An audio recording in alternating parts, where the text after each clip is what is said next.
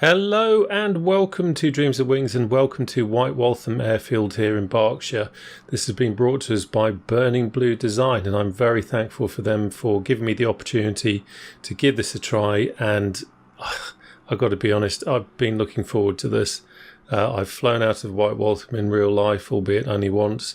Used to live near here and it's a cracking little location for doing any kind of GA and warbird flying. So really nice to see that they've brought it here.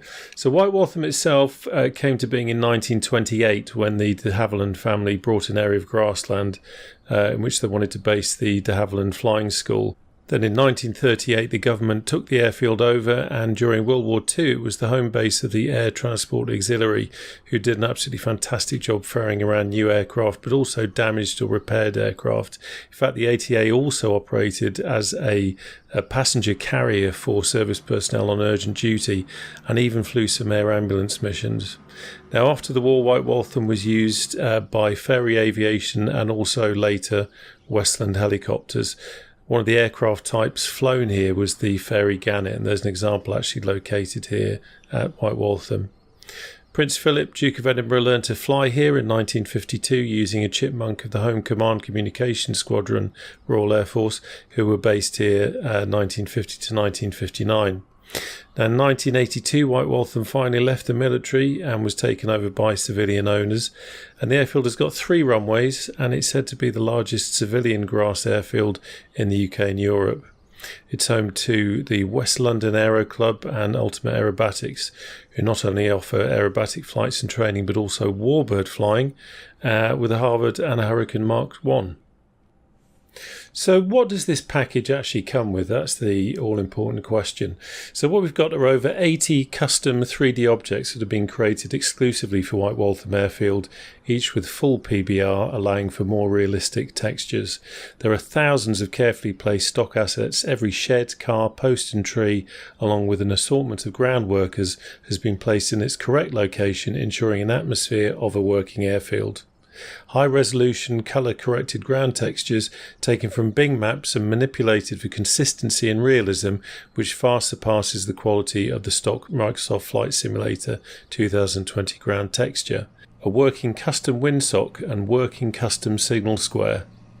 Numerous custom aircraft have been added around White Waltham to enhance the realism and better reflect actual aircraft found at the airfield.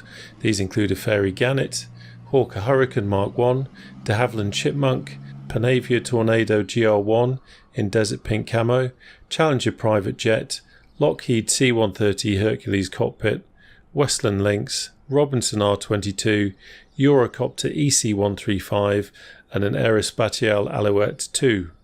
Full night lighting placed across the airfield and within and around the hangars and buildings. Correct AI pattern procedures and accurate taxiway and runway placement have been incorporated into the release. The surrounding area has been enhanced. The nearby train line has been created with actual tracks and trains. Fields and farms have been enhanced with agricultural equipment and hay bales. Roads around the airfield have been improved and correct markings and colours. Houses and gardens around the airfield to enhance the realism when on short final. Right, I hear you say, stop walking around, let's get in the air. So we're going to take this Edgley Optica, fantastic sightseeing aircraft, nice and slow, fantastic visibility, and we're going to see what White Waltham looks like from the air.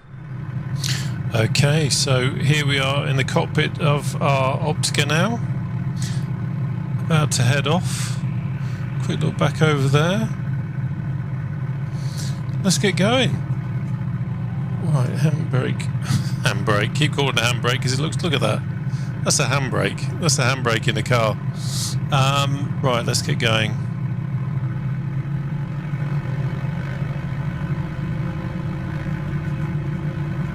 Nice weather today for flying.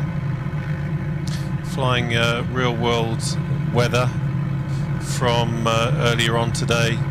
So at the moment we've got 3 knots coming from 187, so we're going to fly runway 21, I think. Hello. Now you just noticed the pit special doing some funny things there, and also some aircraft over there jumping up and down.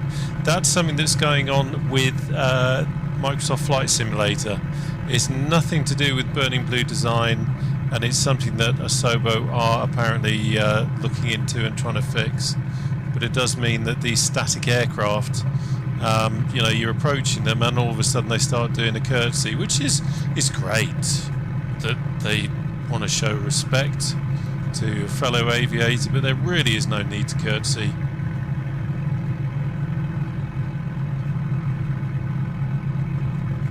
So all they need to do is just stay where they are, stay put, no bobbing up and down, and Microsoft Flight Simulator are going to sort that out for us, or Asobo rather are going to sort that out for us in the near future, let's hope.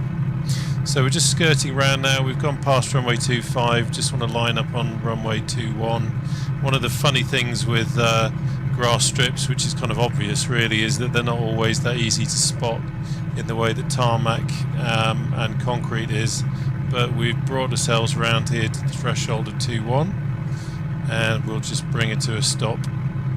Ici. Quite why I said that in French, I'm not sure. Let's have the landing light on. We really should have done that before we entered the active runway. But there you go. So another quick look over there at White Waltham.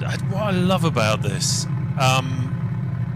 is the realism of this sim.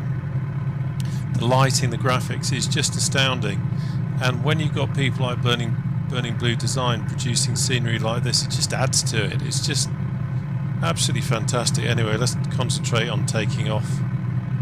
That would be a good idea. Some power on. Release the brakes. And it's at this point I remember I meant to put some curves on my new TPR rudder pedals. And I haven't done. So these are twitchy.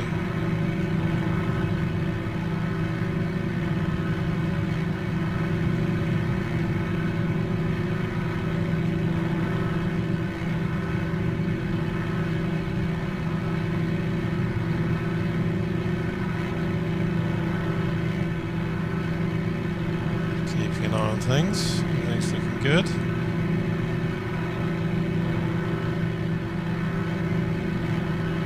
So we'll just do a left turn.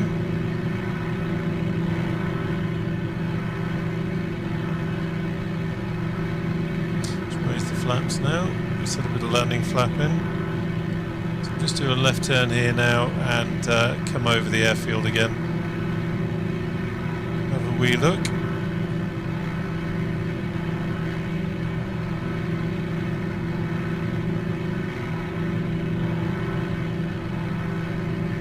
The visuals in this sim are absolutely drop-dead gorgeous. I actually find it difficult to go back to P3D when I've been in this for a little bit. I actually find it quite difficult because it is just so damn good. I mean, the detail of the houses down there. So there's our White Waltham.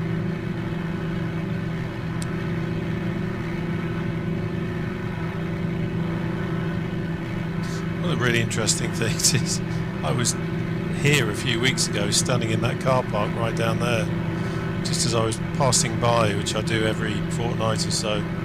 Just took a picture out across the airfield and yeah, really atmospheric. Here's our railway line. Let's see if we get a slightly better angle. There we go. They've actually placed in here.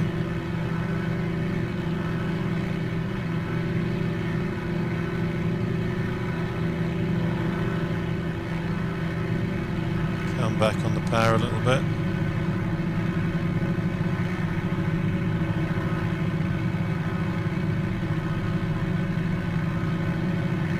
And I used to live just down there. So I was pretty close. It was lovely on an afternoon, weekend afternoon. You'd have all sorts flying overhead coming from here. Used to see a lot of biplanes. I think there was stamps, probably some tiger moths. For anyone who's local, that's Old Wood School. You might already recognise that. In Maidenhead.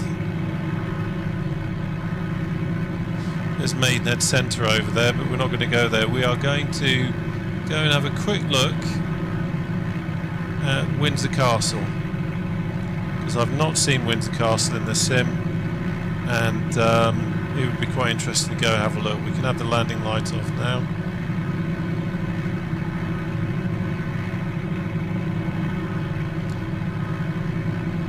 There's Maidenhead Golf Course down there.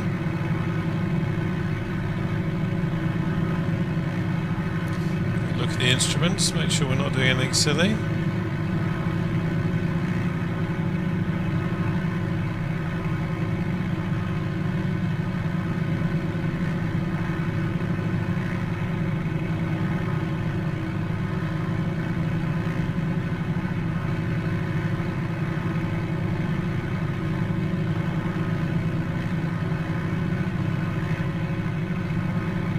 It's a very atmospheric simulator, this. It, you know, at the end of the day, what we're looking to do is fly, and we're looking to fly in a way that feels realistic, that is realistic, and everything that we can possibly do within the sim to add to the immersion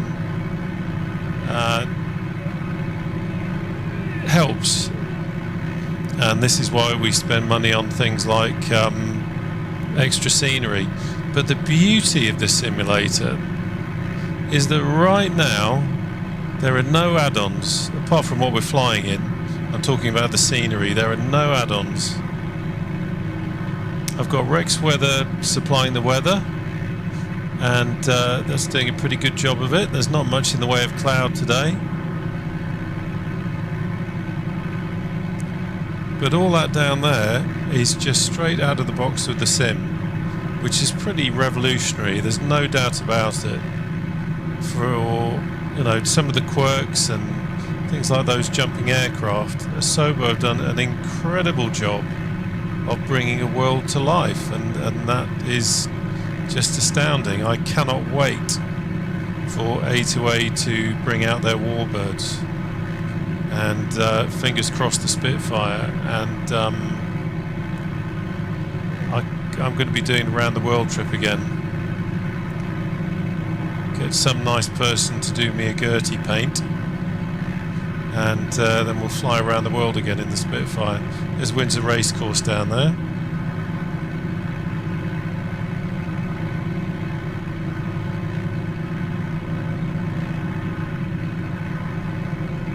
Really is just breathtaking.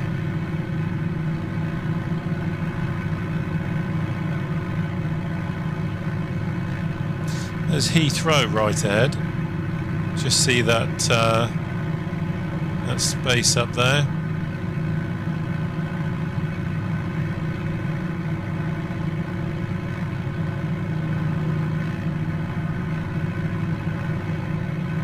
Let's just bring it round a little bit. Windsor Great Park, and then down here we have Home Park, and down here of course we have Windsor Castle.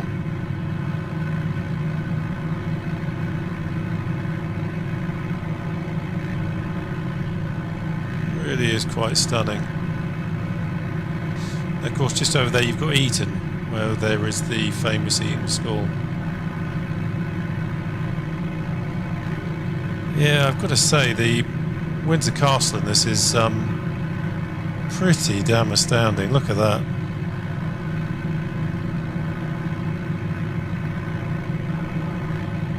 Detail, quite beautiful. And I can actually see a car park down there where not that long ago we parked the car and then walked up into the town. I can even see pretty much the space I parked in. How mad is that? Beautiful. Anyway, let us now head back to the star of tonight's show, which of course is White Waltham.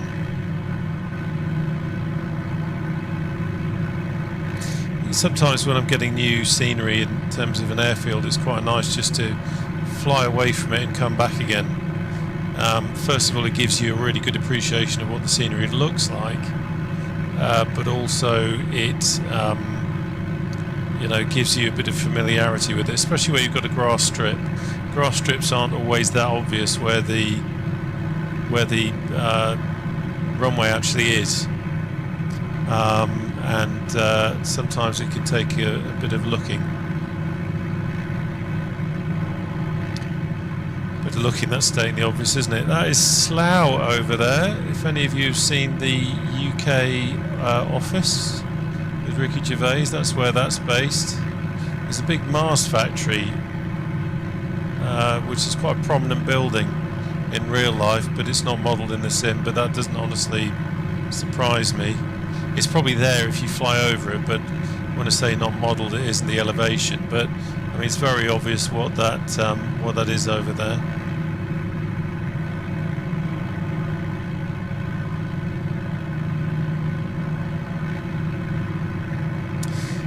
That's Dorney Lake down there. Should have pointed that out earlier, but you can see it's nice and straight. They do a lot of rowing on there.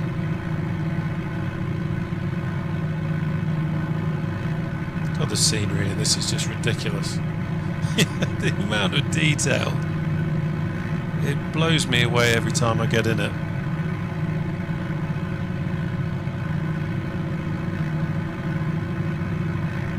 Going back over the M4 now.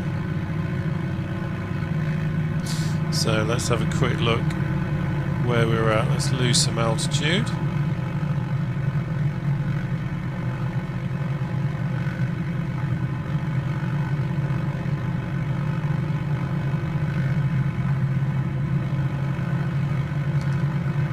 That over there is Bray. Just see it.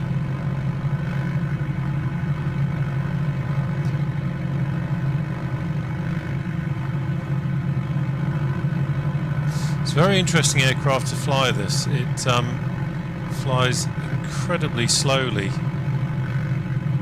and it's the closest thing to flying a blimp stroke helicopter stroke aeroplane that I think I've ever come across, if any of that made sense. Just nod your heads. So we can quite clearly see White Waltham now, and also nicely we can quite clearly see some runway markings. So that's 25. That's not the one we want. We're just going to come over here, follow the A329M just for a little bit. Actually, this is the, I say the A329M, it's the A404M. I'm getting my my roads mixed up. A329M is also another spur off the M4, which I use.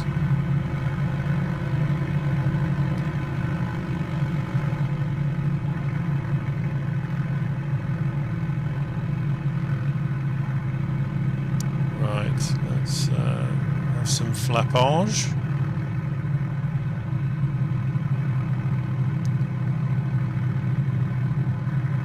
Stick the old landing light on.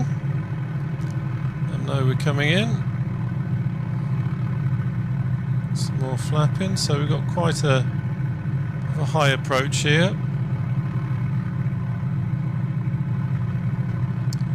But that's okay. We can lose some height.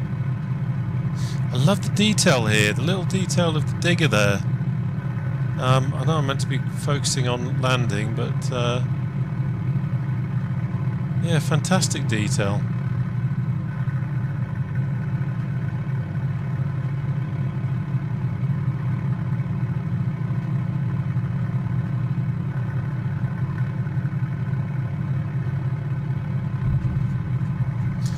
There we go.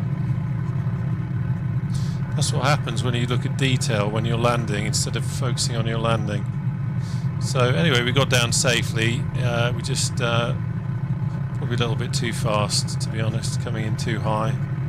But we were looking at the scenery, and that is the defence in the subsequent Board of Inquiry, Gov. Anyway, there you go. I love it. I absolutely love it. It reminds me of, you know, I've been there a few times. I've flown out of here once, albeit in the 90s. It feels like White Waltham for me, anyway, from, you know, my memories of popping here and when I was here the other week and looking out. It's certainly a damn sight closer to White Waltham than the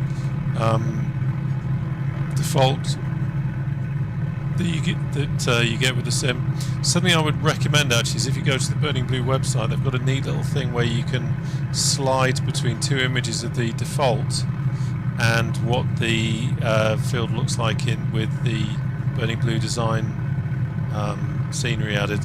So that gives you a good idea of what this actually does to the sim. But I'm mightily impressed. I cannot wait to be flying A2A Warbirds in and out of this. It's just going to be a bundle of fun. Very atmospheric. Almost so that you could nip over there for a cold beer now. But yeah, great job, great job. And of course we've got there are other airports as well. We've got Farnborough, we have Lydd, we have Headcorn, and now we've got White Waltham. So some great little airfields to fly in and around from, and just have that bit more realistic experience in the sim.